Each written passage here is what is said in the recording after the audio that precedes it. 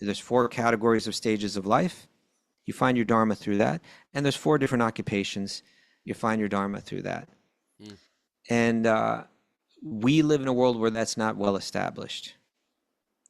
Although the stages of life, we can learn from that. I'm meant to be a student now. Okay, I'm married now. I'm meant to be a good spouse and be a good parent.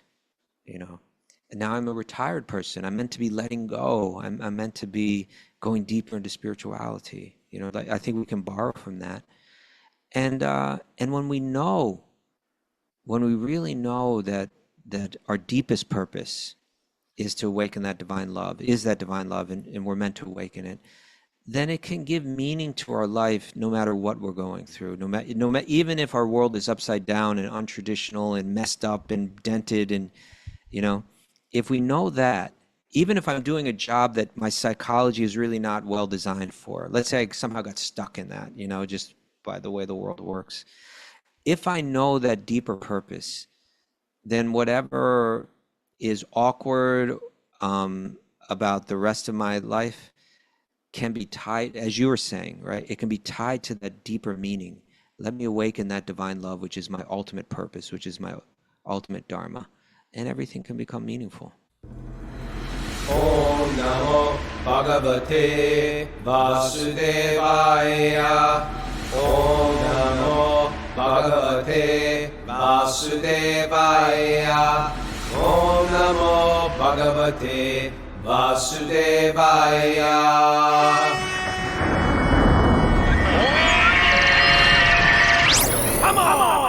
Live from Super Soul Farm, this is Wisdom and the Sages, a Bhakti Yoga podcast with your host Raghunath and co-host and senior educator of the Bhakti Center in New York City, Kaustubha Das. Welcome to the show, everybody. It's Tuesday, August 18th, 2026. It's episode 1808. Good morning, beautiful people. Good morning, everybody. Good morning. Here with Pranapriya. We had a great Sweet Baby Krishna last night.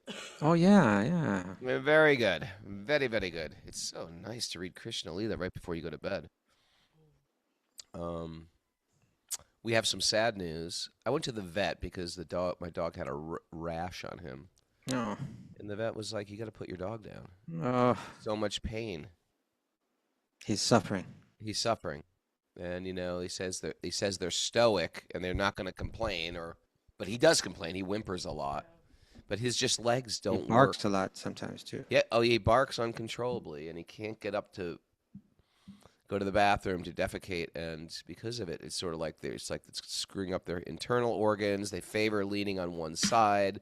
Dogs of that size have to move. And it's this whole thing,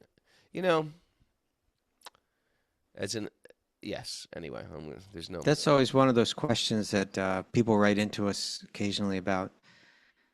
And it's one that we've always been hesitant to answer, right? It's just like, I don't have a good answer. I don't even have a good answer for my 12-year-old who is like in tears all day. And so, I don't know. If I have chronic pain, I want Pranapriya to put me down. I'm not. It sounds funny, but I'm serious too. It's like I can't think of Krishna when I'm like constantly in pain. And I will say, the dog has lived a very auspicious life. He's met so many saints and sadhus. He's licked the feet of great souls. Of visiting devotees. He sits and watches our puja. And there are examples in our Shastra of people choosing to leave their body when. Well, that's what I told my son. I was telling him the story about Shabari's guru, who they made their bodies just, their bodies become worthless, and they made their bodies self, what's that called? Immolate. Yeah. Burst into flames. Yeah.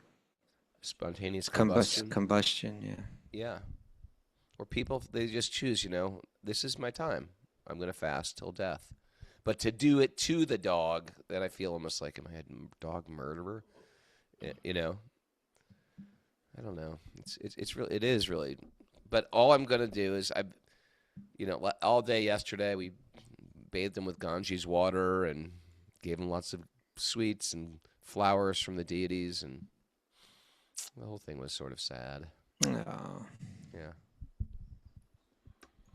Okay, Raghunath, this could be hard to lift this show up from this point. Sorry about that.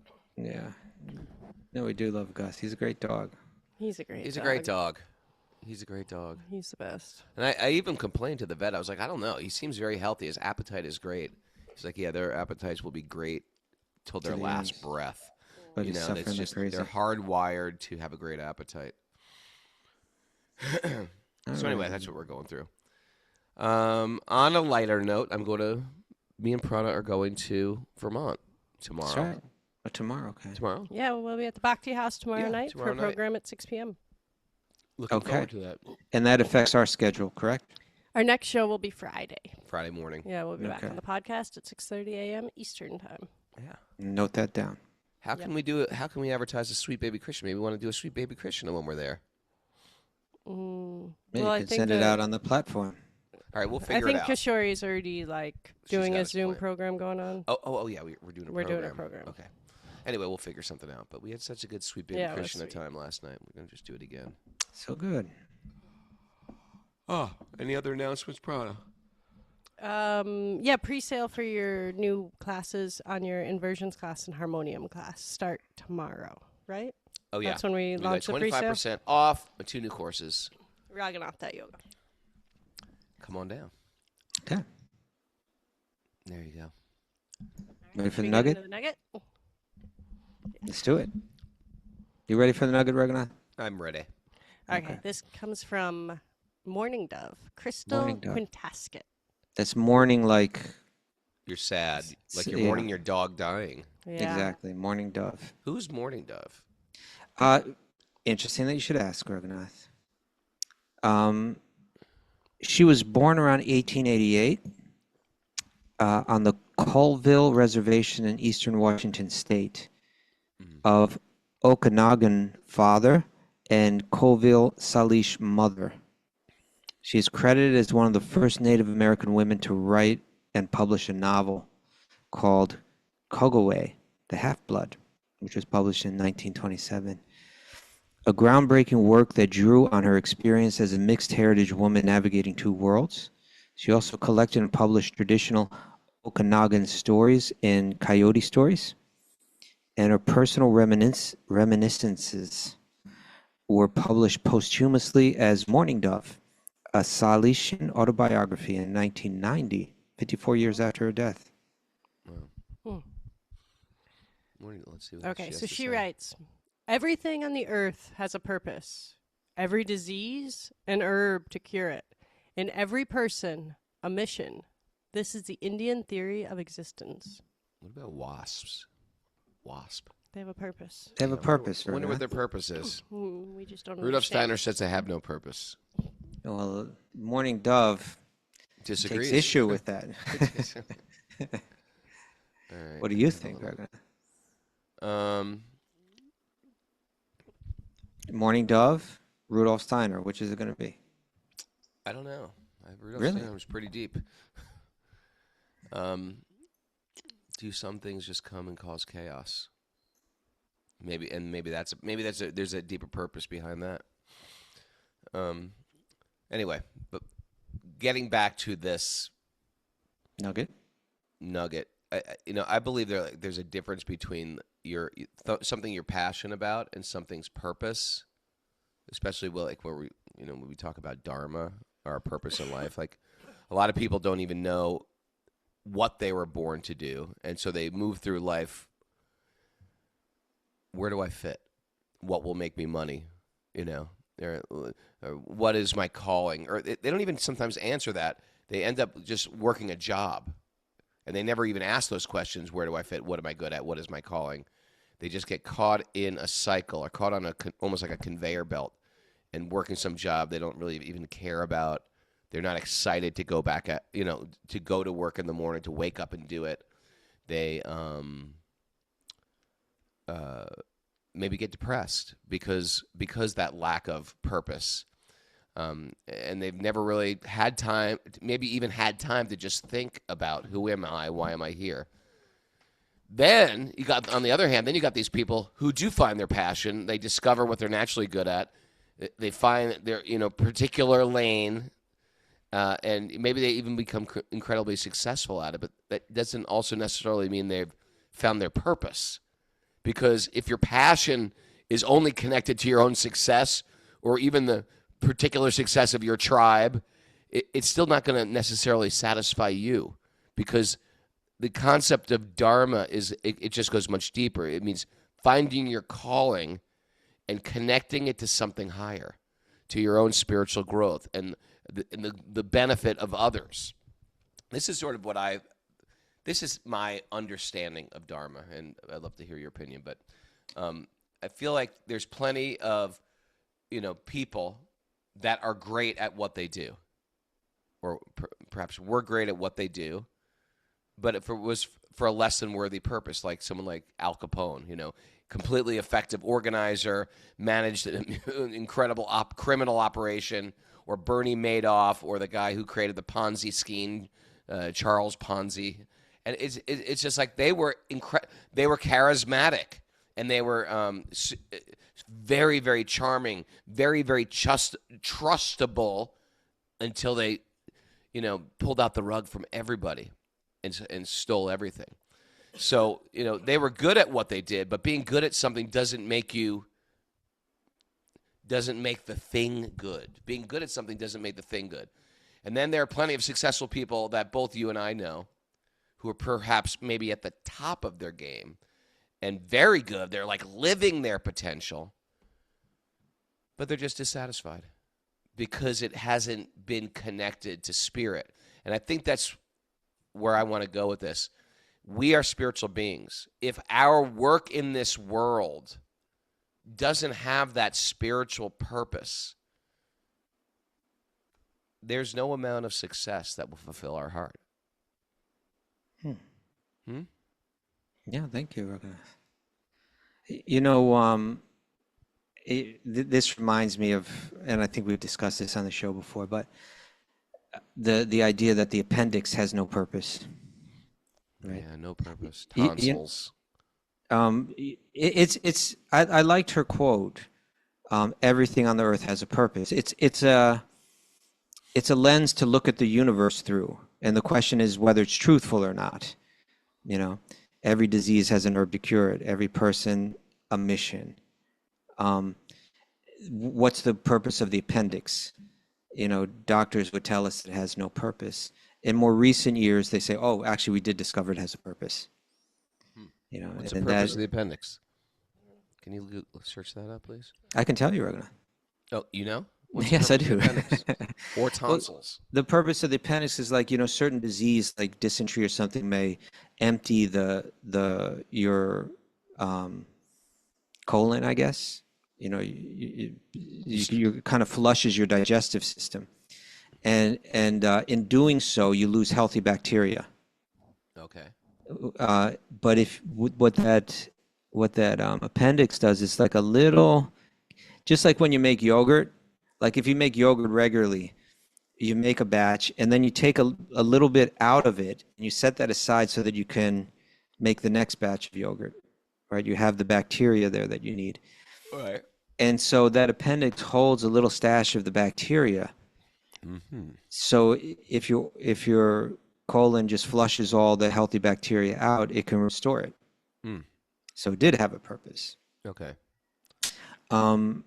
And so, but this is the book that Srila Bhaktivinoda Thakur wrote called Jaiva Dharma, one of his most important works.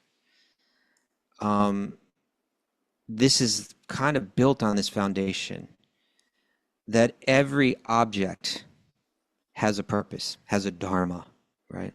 Every object has a dharma. I find that, when I do these question and answers things, like in Rishikesh, and I go for, an hour and a half every night just answering questions of people passing through Rishikesh, different people practicing yoga and seekers, I find the most common question they ask me is, how do you know what your purpose is? They have some intuition that I have a purpose, I have a dharma, but they're struggling to find out what it is. Bhaktivinoda Thakur, he goes further, and he says that we have Dharma on two levels. We have a purpose on two levels. One is like a temporary, relative type of Dharma. That's something that you might embrace for some time and then let go. Sure. Like So, you're a school teacher. You're it that might for a be a while. teacher, yeah. Or you're a parent and the kids Yes. sort of grow up. You're parenting Or your even before kids. the child is born, you're not a parent. Once the child is born, being a parent, being a good mother, a good father becomes one's purpose, or at least one of one's purposes, right? And then at a certain point, you may also let that go. So it's relative to time and circumstance. But then he says there's another Dharma. And those temporary dharmas, I might have one and you don't have that dharma, right? You're a parent, I'm not. It's become part of your purpose, part of your duty, and it's not part of mine. But he said there's another dharma that is not relative to time or circumstance. It's eternal, and it's shared by every living being. And he says that dharma is actually this divine love, or service, through divine love. That's the Jiva Dharma. That's the Dharma of the Jiva that every living being shares. And so it's consistent, I think, with what she's saying. In other words, you take this pen. What is its Dharma? It has a purpose, right? It was designed with a purpose, and that purpose is to write with. You could try to use it for other things, but that's what it's designed to do. And when it's doing that, it's situated perfectly. And so Bhaktivinoda, upholds this idea that everything has a purpose.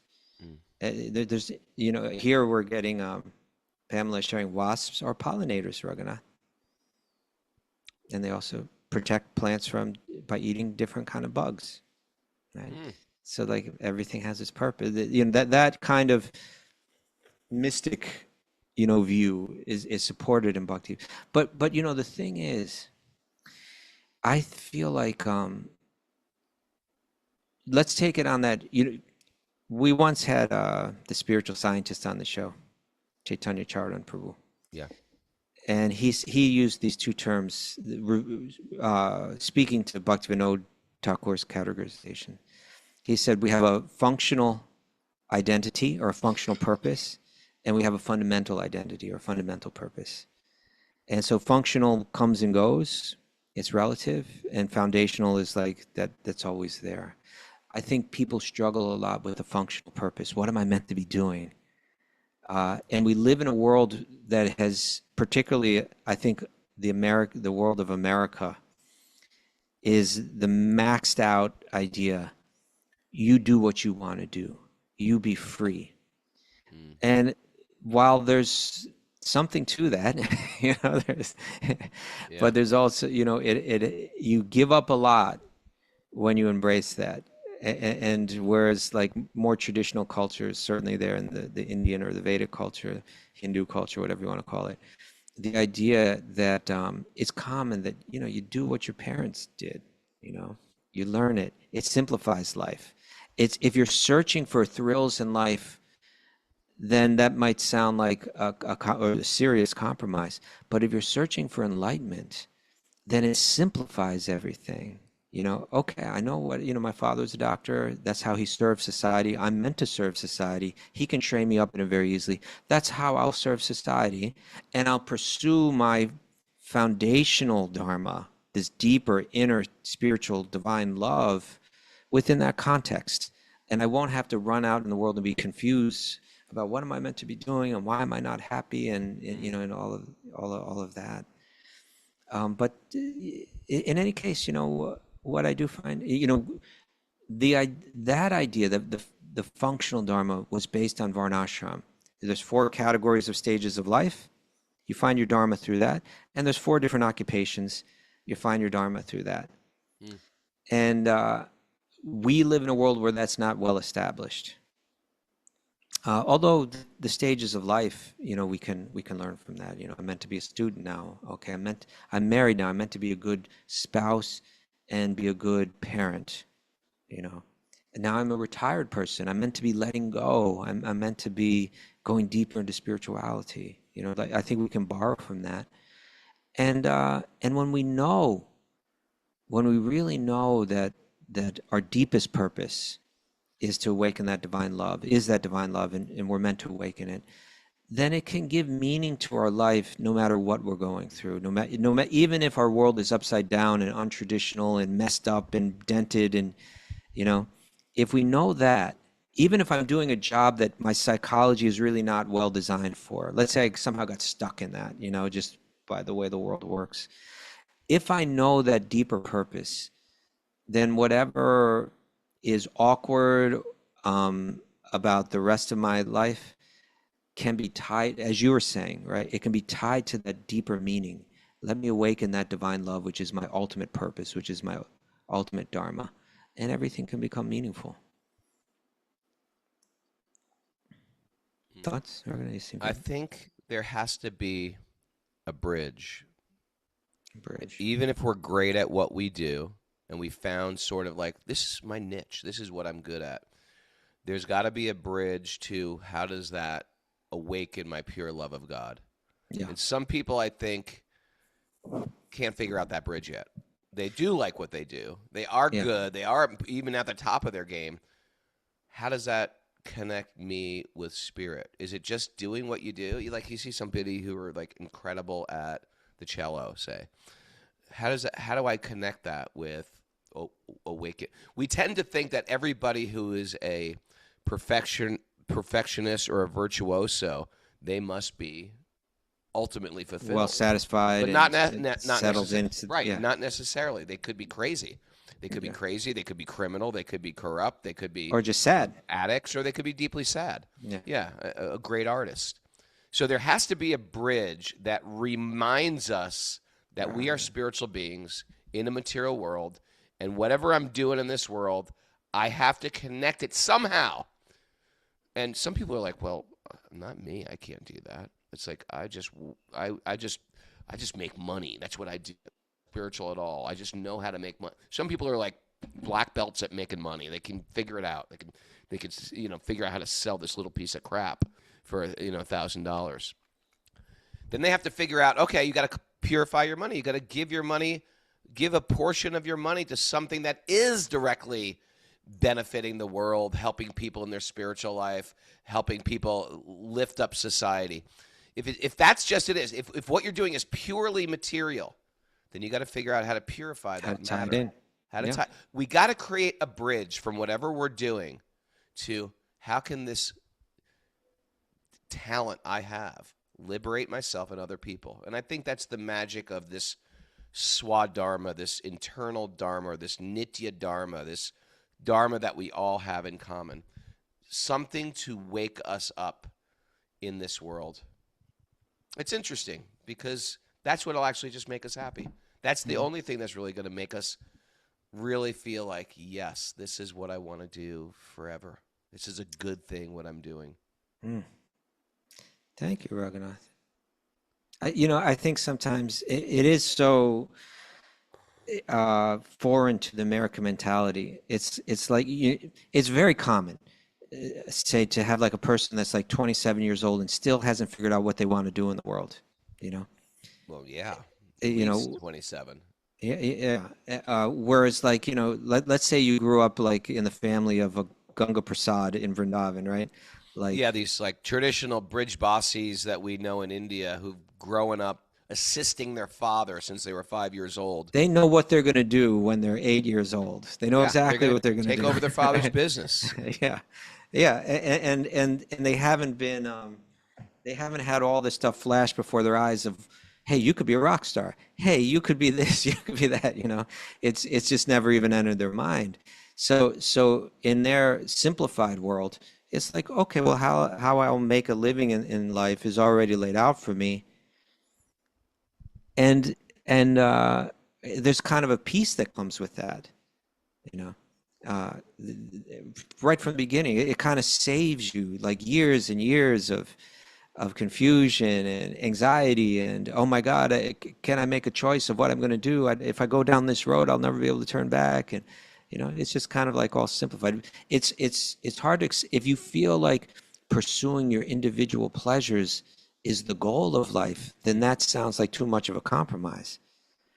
But if that's not your goal, if your goal is simply to awaken that divine love, to go deep into spirituality, then that can actually simplify life a lot. But most of us don't have that. So as you're saying, let's find that bridge. Let's find out how to tie it in. Kaustubha Prabhu, on Yes. the message board. I don't like that you read the message board when you're talking, you know that. But I just sort of look to the right. You don't like that. You don't I don't like it like when I doing do that all the time. No, I don't like You that. never do it, of course. But Yogendra Prabhu on the message board says, doesn't the Guru teach us that bridge, or at least guide us in the direction of Yeah. the bridge? Can, Yes. could. Yeah. Here- Go ahead. Here's how I look at it. The Guru also isn't your necessarily your therapist. And he's not going to sort of like necessarily like my relationship with Guru. I see it also is, how can I serve? Not just what I want to take from the Guru and use them as like free therapy, free self-help guide, I want to actually, what can I contribute to the Guru's mission? But the Guru, if you have a relationship with your teachers that really know you and know what you're about, they can give you a little bit of direction. But truthfully, I think a lot of these things are also internal. We also have to we know ourselves often better than anybody else knows us. What do you think? I think that it's very much part of the role of a guru it is the role of the guru to help ultimately to awaken that eternal Dharma, right? That is the very foundation of what a guru does. But maybe not the bridge to get there. Well, maybe not. It depends, but certainly that falls within the realm of their service. In other words, they're supposed to understand the path of bhakti well. Right. And they need to develop some knowledge of the disciple, who they are, and be able to help them make that connection. Right. You know, if my understanding of the path is not so well developed, I'm going to have a much harder time finding that bridge than someone who understands the path well. I mean, the Guru can also say, he may have some insight into your particular attachment to Maya. And so if you say, well, I want to do this for Krishna, the Guru could be like, well, I'm sort of seeing that might be sort of an attachment. You say it's your nature, but I think it's more of like an attachment. And the community that you have to enter to deal with that may not be the best for your Krishna consciousness. They have a little, oftentimes when we go to elders, they have a little bit of a clue. Oftentimes a lot. Into our attachments. I don't know if it's oftentimes or not. Truthfully, I think with what I did with shelter, I got blessings from senior devotees to do it. I did it under blessings. But at the same time, I knew I could do it. I knew I could do it because I did it before in my previous life. And I think if I asked a lot of devotees their opinion, they would have been like, this is crazy. But I had a few devotees who encouraged me, senior devotees, and those are the ones I went with. But I think there has to be some also choosing yourself, like, no, I have to do this. This is also my calling. What do you think? Well, I told you what I think. In other words, how an individual guru deals with an individual disciple is an individual circumstance, but there's certain fundamentals there, right? And a guru, a Gaudiya Vaishnava guru, has a goal for the disciple. And the disciple and the guru share the goal. They're meant to awaken divine love, and specifically, the type of love that the residents of Vrindavan have, and that's why we read, Bhagavatam and so on. Now, all the details in one's life that pursuit falls within the context of my family and my job, where I live, and all of that, it can affect that. Now, the guru may be expert at really understanding that, understanding how to make those adjustments. They may be somewhat aloof from it. That's a possibility too, right? They may just be like, you know what I know how to do? I know how to read Bhagavatam and understand it. I know, I know how to, that's what I do. But I do think it would be common, for a guru to understand the attachments that people have and be able to see them clearly and and understand it much better than the disciple does. And to be able to say, and be able to say, and not necessarily order them what to do, but to kind of help point out, where their obstacles lie, and what it'll take to overcome them. So I don't think that's a rare thing. I think that's probably more common if they're well versed in Shastra and if they understand who their disciple is. Yeah. Okay. I hear you. All right. All right. You ready to move on? All right, Mourning Dove. I don't know how many verses we're going to read, but Akrūra, this fascinating character, very Yes. nuanced One of my favorite understanding. characters. Is he one of your favorite characters? Yes, he is. Okay. Well, he is going to enter Vrindavan. He's going to find his purpose. He's just doing his duty, and he's got a bad boss. He's got a really screwed up boss. But he did not say the famous American mantra, "You can take this job and shove it." No, you can take this job and shove it. He said, "You know what? I'm just going to do my duty." And today's duty was go to Vrindavan and meet Lord Krishna, meet Lord Balaram, and bring them back. Bring them back. Well, not back, but I guess kind of back. Bring them back to Mathura. Yeah, Krishna had been there. Yeah. Yeah. He's such a fascinating character.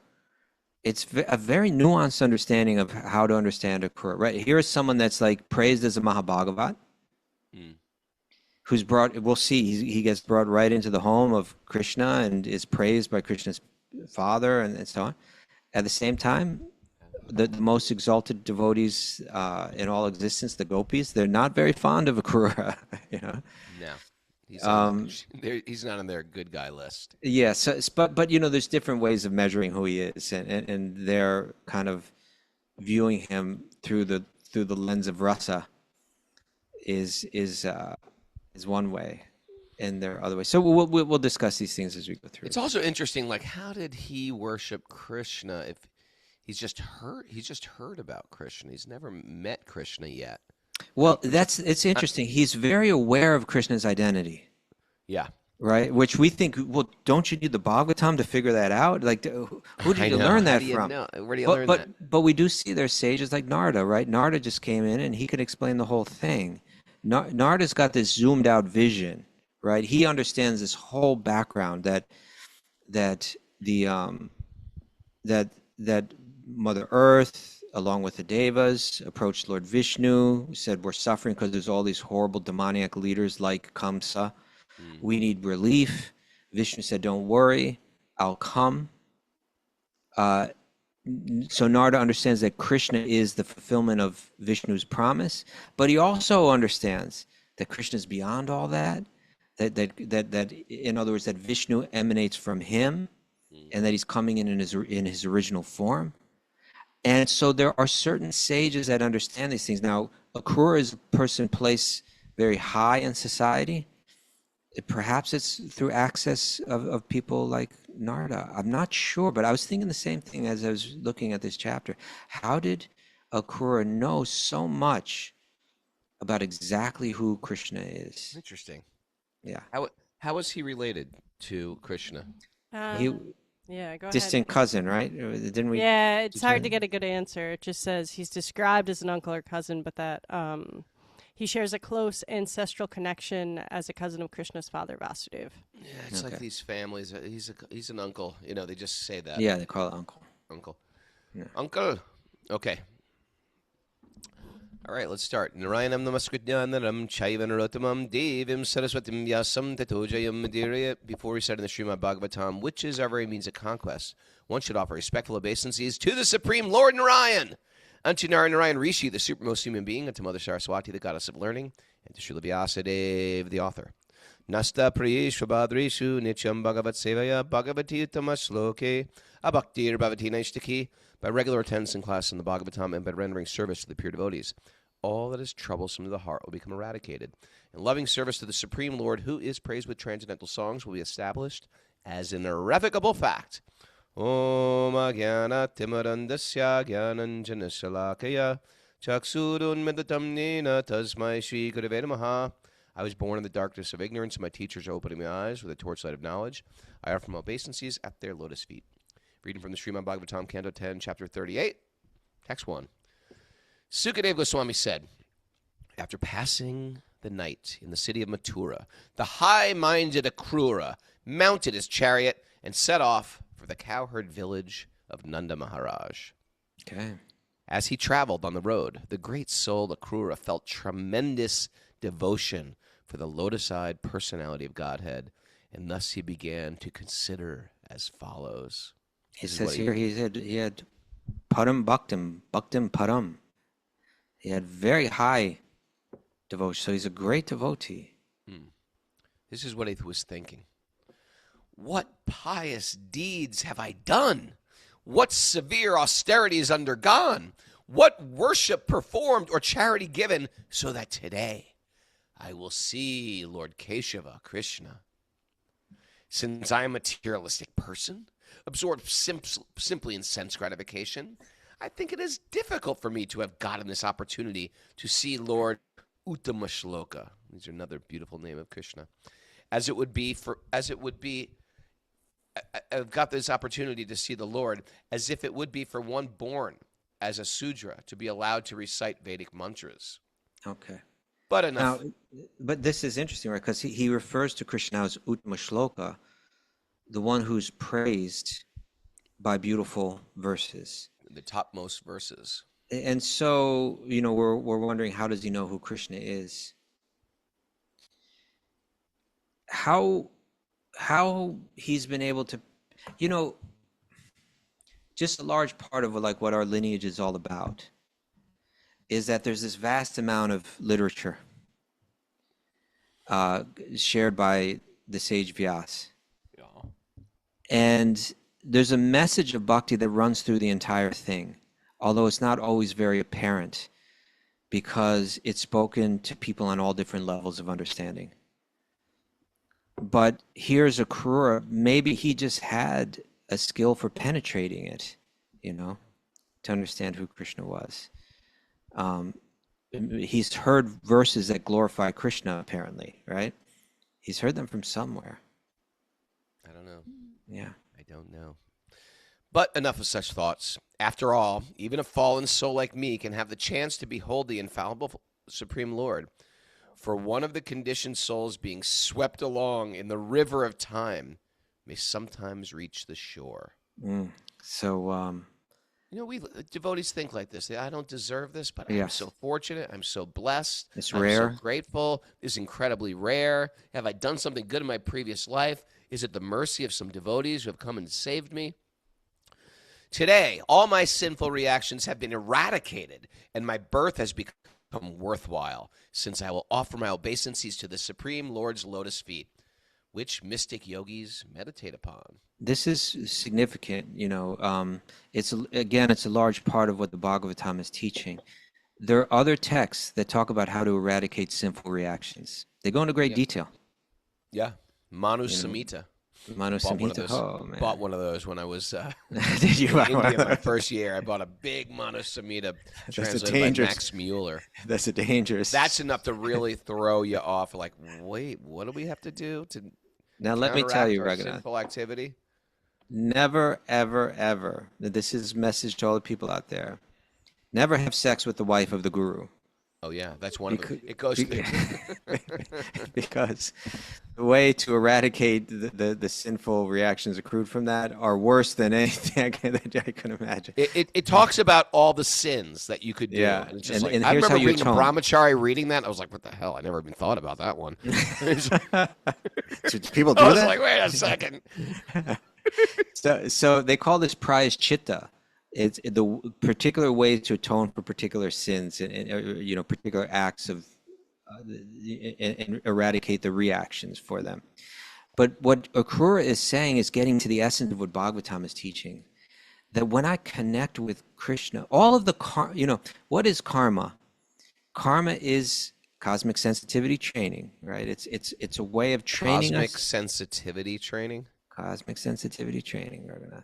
It's Who- a Did it's you a come way. up with that? You ask this every time I say it, right in front of your head. Every time I say it. But Who did it? Whose is it? It's yours. it's Okay. mine, Raghunath. But it's a way of training us to become sensitive enough so that our heart can open up again and we can reconnect with Krishna. And so there are reactions when we're kind, sensitive to others, when generous, etc. Then that's rewarded through the law of karma. Like the universe rewards that. Mm. And when we're the opposite, when we're cruel, when we're callous, when we're miserly, etc., then the universe works in such a way to correct that, right? It brings some pain into life and so on. And people that are in knowledge of these laws and how they work, their first response might be, let me manipulate this, Yeah. right? And there are these texts that show us there are ways to cultivate good reactions and ways to counteract bad reactions. I mean, the wiser person avoids doing the actions that bring Right. them. A less wise person says, oh, let me counteract them through this prized chitta. They really haven't understood the purpose of it. They've understood the law, but not the purpose of the law. And the wiser person understands that the law was always there for a reason. It was there to help me open my heart up to God, and through God to every living being, to awaken this love. It's just like, when someone goes to prison for committing a certain crime, the prison sentence is there to reform them, right? In a sense, sensitivity training. You committed that crime, you're very insensitive to other people. This is here to try to help you become sensitive again. And they have these parole boards that are trying to determine whether that has happened, right? Whether the person has realized that what I did was wrong. It was a big mistake. I'm never going to do it again. And if they feel that they've actually come to that place, then they say, now your karma is done. Your reaction is done. You can be set free again because you've been reformed. You've been it's reawakened. You're sensitive again. Mm. So here, when Akrūra is saying, today all my sinful reactions, all my bad karma has been eradicated, and my birth has become worthwhile, I'm taking birth in a particular circumstance to have an opportunity to regain this consciousness. And he's saying, look at this, I'm reconnecting with Krishna.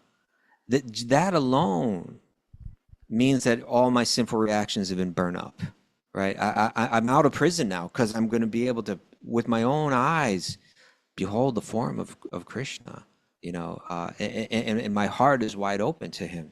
This is what mystic yogis are, he says, the mystic yogis are meditating on his feet, and somehow I'm being brought right to those feet. They're sitting in a cave on a mountain trying to connect, right, through meditation, trying to remove everything else from their awareness and hone in on this one object of meditation, Krishna's feet. He's like, look at me, I'm achieving the goal of yoga. I'm achieving the goal of karma, by eradicating all sinful reactions. I'm achieving the goal of yoga by being brought right to Krishna's feet. This is amazing. It all leads here. Mm. Okay. Continuing on. Oh, yes, we're still good. We can still. Today, all my sinful reactions have been eradicated, and my birth has become worthwhile, since I will offer my obeisances to the Supreme Lord's lotus feet, which mystic yogis meditate upon. Indeed, today, King Kamsa has shown me extreme mercy by sending me to the lotus feet of Lord Hari, who has now appeared in this world. Simply by the effulgence of his toenails, many souls in the past have transcended the insurmountable darkness of material existence and achieved liberation. That's a very significant verse too, right? He's saying that many people believe that the very goal of life and the goal of all the Vedic literatures is to achieve moksha or liberation. Yeah, some And higher planet. We go to some I'm higher sorry? planet. We'll go to some higher planet. Go to Well, heaven. But this is beyond that, right? This is Yeah, like this is the other level, like beyond this person would look at the life on the higher planets as being illusory and ultimately miserable because ultimately you lose it. But he's saying people have achieved liberation, and they, by feeling that they've merged into the divine light that emanates from these feet. But he's saying, but look, there's something beyond that. That's not, there's a source to that. And that's Krishna, who I'm going to go see personally right now. He's a person. Those lotus Text feet. 8. Those lotus feet are worshipped by Brahma, Shiva, and all the demigods, by the goddess of fortune, and also by great sages and Vaishnavas. Upon those lotus feet of the Lord, upon those lotus feet, the Lord walks about the forest while herding his cows with his companions, and those feet are smeared with the kumkum from the gopis' breasts. Wow. Surely. You can see that the feet of Krishna have become his yogic focus, right? Surely I shall see the face of Lord Mukunda, Now the face. since the deer are now walking past me on my right. That's considered Auspicious like omen. omen. That face, framed by his curly hair, is beautified by his attractive cheeks and nose, his smiling glances, and his reddish lotus eyes. Now, Raghunath, it is said, right, that when one goes into a temple of Krishna and one beholds the form of Krishna, Yeah. that there's particular sequence by which one should take in that vision, right? Yeah, you stare at the feet first. First the feet, and then you go up. You start to work your way up the deity. When you walk into a temple, you don't just look in their deity's eyes. You start at the feet. Like in a humble way, you're approaching. This is my Lord. This is my master. And you're working your way up in a humble mood. Yeah, so we're There's seeing all that these here. like nuanced things you have to learn before you go to temples. And it's That's why interesting. we need teachers. We need guides in our life. It's There a you good go. thing. It's a wonderful thing. I want a teacher and a guide. I'm not saying that so, okay, I'm going to trick all these people to see me as the guide. No, I want a teacher and a guide. That never ends. We always want never people ends. to shed us some light, to tweak our focus, to assist us with our vantage point. Of course we do. There you go. And it's interesting to see how something that apparently might just, it's interesting, Raghunath, because I've noted this. I think I may have shared this with you too. Like when sometimes I've gone to doctors in India, Yeah. and I do what like Americans might do, is like really kind of like ask a lot of questions. Well, why this? Why are you recommending that? I don't understand how this works, and so on. And for the Indian doctors, sometimes it's a little bit like, why are they even asking me these questions? I'm the doctor. Just It's like, shut up and listen. Yeah. Whereas they're not usually scrutinized that way by their Indian patients, right? It's like when Pranapriya had that seizure at Govardhan. Yeah. And who was it, Banandini and Sideshwari were yelling at the doctor, why? Why Yeah. does she get this seizure? We want to know why. Let's get to the bottom of this right now. And they're just like, just do what I tell you.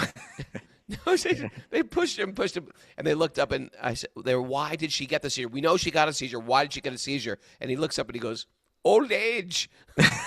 And then they lost their minds. What do you mean old age? She's only... Yeah. So Americans have some good, some good qualities. We're not just train wrecks. it can work in our advantage or disadvantage. For sure. Sometimes it does get a little disrespectful, pushy, obnoxious, over the top. But sometimes we drill in, and because we want to get to the truth of things. You see, that's where this goes, Raghunath. It is like there are lots of books, even Gaudiya Vaishnava books, that offer direction or ritual behavior without defining exactly why. Right. But here we can see a connection. In other words, if someone says, when you go to the temple, first you look at the feet and then you go up. Why? Well, here yeah, why? And here we're seeing a connection to that. We're seeing one thing is this is how Akrūra, approaches it. So why did he do it? It has a basis. Look at that attitude right there. Yeah. But at least we're seeing a basis for it here, right? Yeah. I'm going to see the textural connection. Text 10. I'm going to see the Supreme Lord Vishnu, the reservoir. There's a beautiful sentence. The reservoir of all beauty. Right? All the beauty comes from him. Yeah. Who, by his own sweet will, has now assumed a human-like form. Doesn't have to. Right? But by his own sweet will, he has now assumed a human-like form to relieve the earth of her burden. He comes in other forms. He comes as a fish. He comes as a turtle. As a pig. Thus, there is no denying that my eyes will achieve the perfection of their existence. What's the perfection of existence? Well, if you're an eyeball and your dharma is to see, the perfection of your sight is to see the lotus feet of Krishna. There you go. He is the witness of material cause and effect, yet he is always free from false identification with them. Right? This is what we do. We there's a cause and effect, and we're thinking, that's why karma this? Right there. That's not fair. Yeah. Right? Every effect has its cause, and But Krishna understands that. By his internal potency, he dispels the darkness of separation and confusion.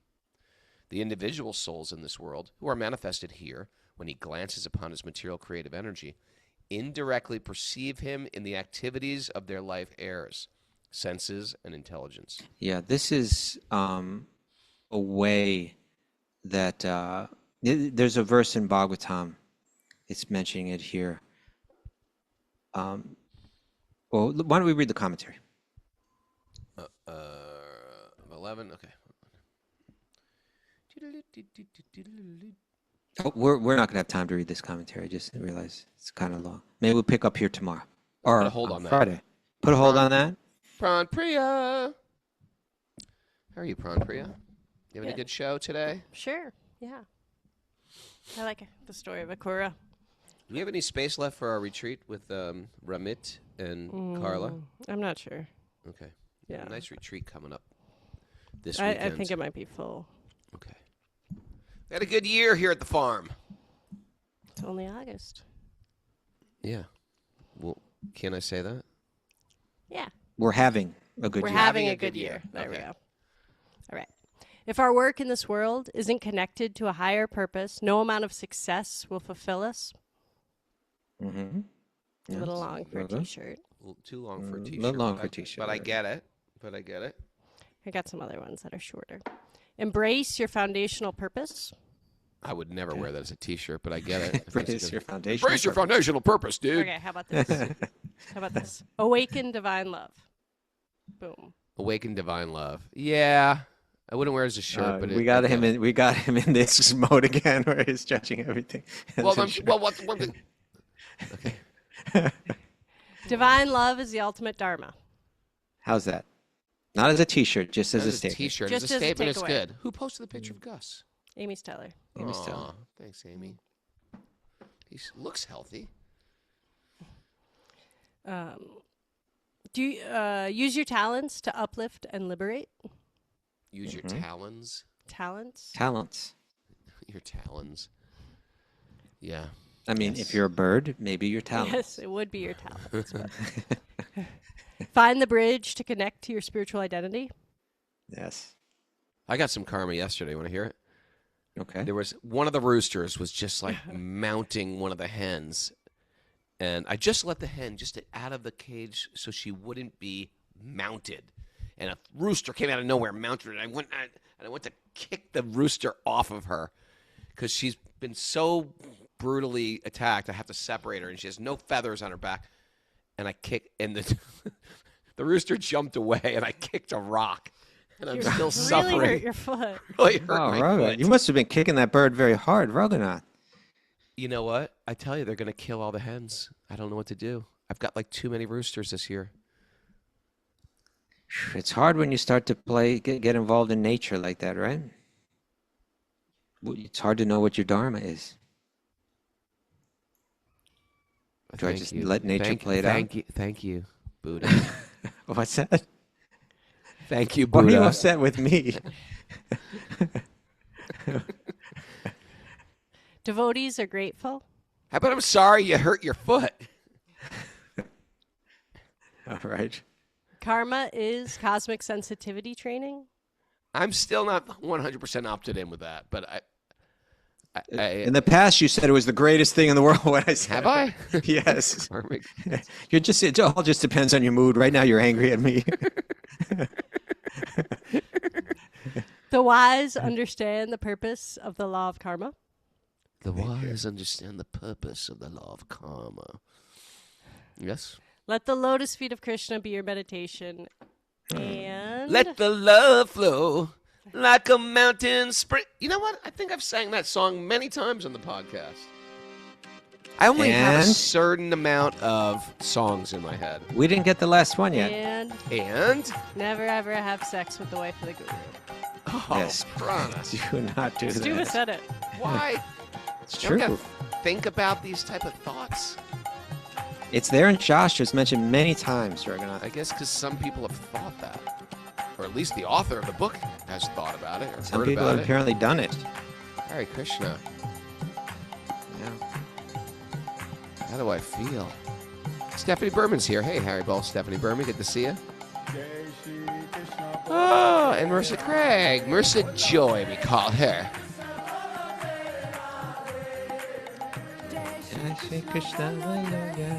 Thanks, everybody, for joining us.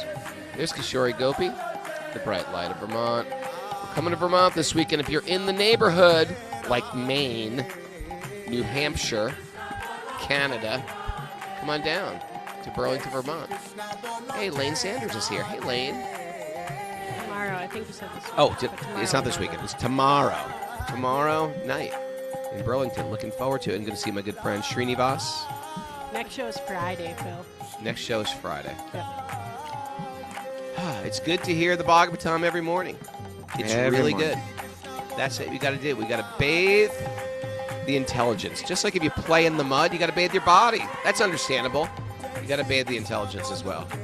And the intelligence has to be recalibrated, and that recalibration is I need to remember who I am every day.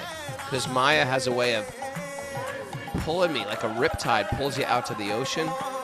Maya has a way of pulling you into material existence on a regular basis. So we're here to remember what we forget. Trent says, experience it in the morning is the highlight of my day. Thank you, Trent. I would just be Baby Krishna tonight, but my big son's coming over for dinner tonight. I'm not sure when it's going to end. I thought you were going to Vermont. Well, we're going to Vermont tomorrow. Oh, I think we could do it tonight at 8:30. I think that's too late. That could put a cap on our dinner date. Come over early at 6, and then we have Sweet Baby Krishna tonight at 6:30, 8:30. Let's do that.